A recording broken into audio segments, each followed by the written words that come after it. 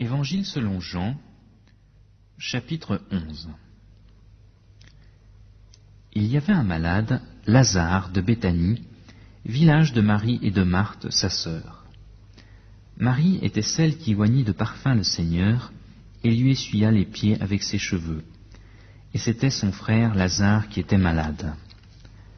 Les sœurs envoyèrent dire à Jésus, « Seigneur, voici, celui que tu aimes est malade. » Après avoir entendu cela, Jésus dit, « Cette maladie n'est pas pour la mort, mais pour la gloire de Dieu, afin que le Fils de Dieu soit glorifié par elle. »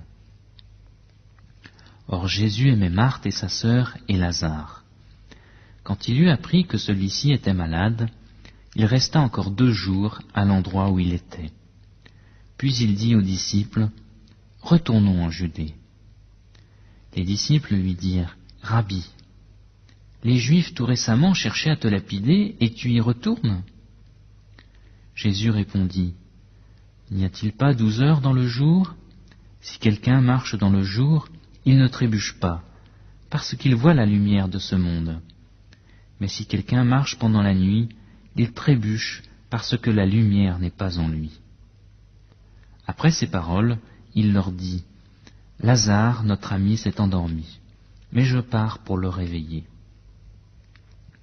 Les disciples lui dirent, « Seigneur, s'il s'est endormi, il sera sauvé. » Jésus avait parlé de sa mort, mais eux pensaient qu'il parlait de l'assoupissement du sommeil.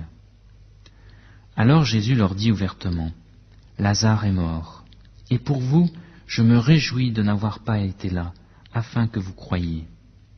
Nous allons vers lui. » Sur ce, Thomas, appelé Didyme, dit aux autres disciples, « Allons nous aussi, afin de mourir avec lui. » À son arrivée, Jésus trouva que Lazare était déjà depuis 4 jours dans le tombeau. Or Béthanie était près de Jérusalem, à 15 stades environ. Beaucoup de Juifs étaient venus vers Marthe et Marie pour les consoler au sujet de leur frère. Lorsque Marthe apprit que Jésus arrivait, elle alla à sa rencontre, tandis que Marie restait assise à la maison. Marthe dit à Jésus, « Seigneur, si tu avais été ici, mon frère ne serait pas mort. Mais maintenant même, je sais que tout ce que tu demanderas à Dieu, Dieu te le donnera. » Jésus lui dit, « Ton frère ressuscitera. » « Je sais, lui répondit Marthe, qu'il ressuscitera à la résurrection, au dernier jour. » Jésus lui dit, « Moi, je suis la résurrection et la vie. Celui qui croit en moi vivra, quand même il serait mort. Et quiconque vit et croit en moi ne mourra jamais. Crois-tu cela ?» Elle lui dit, « Oui, Seigneur, je crois que tu es le Christ, le Fils de Dieu, celui qui vient dans le monde. » Après avoir dit cela, elle s'en alla. Puis elle appela Marie, sa sœur, et lui dit secrètement, « Le Maître est ici, et il t'appelle. » Dès que Marie eut entendu, elle se leva promptement et se rendit vers lui. Car Jésus n'était pas encore entré dans le village, mais il était à l'endroit où Marthe l'avait rencontré. Les Juifs qui étaient dans la maison avec Marie et qui la consolaient, la virent se lever promptement et sortir. Ils la suivirent, pensant qu'elle allait au tombeau pour y pleurer. Lorsque Marie fut arrivée là où était Jésus et qu'elle le vit, elle tomba à ses pieds et lui dit, « Seigneur, si tu avais été ici, mon frère ne serait pas mort. » Quand Jésus vit qu'elle pleurait et que les Juifs venus avec elle pleuraient aussi, il frémit en son esprit et fut troublé. Il dit, « Où l'avez-vous mis ?» « Seigneur, lui répondirent-ils, viens et vois. » Jésus pleura. Les Juifs dirent donc, « Voyez comme il l'aimait. » Et quelques-uns d'entre eux dirent, « Lui qui a ouvert les yeux de l'aveugle, ne pouvait-il pas aussi faire que cet homme ne meure pas ?» Jésus, frémissant de nouveau en lui-même, se rendit au tombeau. C'était une grotte, et une pierre était placée devant. Jésus dit, « ôtez la pierre. » Marthe, la sœur du mort, lui dit, « Seigneur, il sent déjà, car c'est déjà le 4e jour. » Jésus lui dit, « Ne t'ai-je pas dit que si tu crois, tu verras la gloire de Dieu ?» Ils ôtèrent donc la pierre.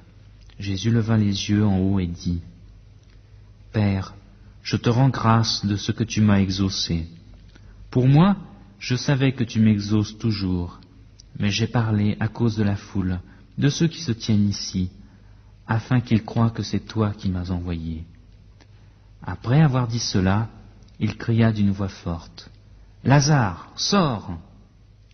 Et le mort sortit, les pieds et les mains liés de bandelettes, et le visage enveloppé d'un linge. Jésus leur dit, « Déliez-le et laissez-le aller. » Plusieurs des Juifs venus chez Marie, qui avaient vu ce qu'il avait fait, crurent en lui. Mais quelques-uns d'entre eux allèrent trouver les pharisiens et leur dirent ce qu'avait fait Jésus. Alors les principaux sacrificateurs et les pharisiens assemblèrent le Sanhédrin et dirent, « Qu'allons-nous faire? Car cet homme fait beaucoup de miracles. Si nous le laissons faire, tous croiront en lui, et les Romains viendront nous enlever, et notre lieu saint et notre nation. » L'un d'eux, Caïphe, qui était souverain sacrificateur cette année-là, leur dit, « Vous n'y entendez rien. Vous ne vous rendez pas compte qu'il est avantageux pour vous qu'un seul homme meure pour tout le peuple, et que la nation entière ne périsse pas? Or, il ne dit pas cela de lui-même, mais étant souverain sacrificateur cette année-là, il prophétisa que Jésus devait mourir pour la nation. Et non seulement pour la nation, mais aussi afin de réunir en un seul corps les enfants de Dieu dispersés.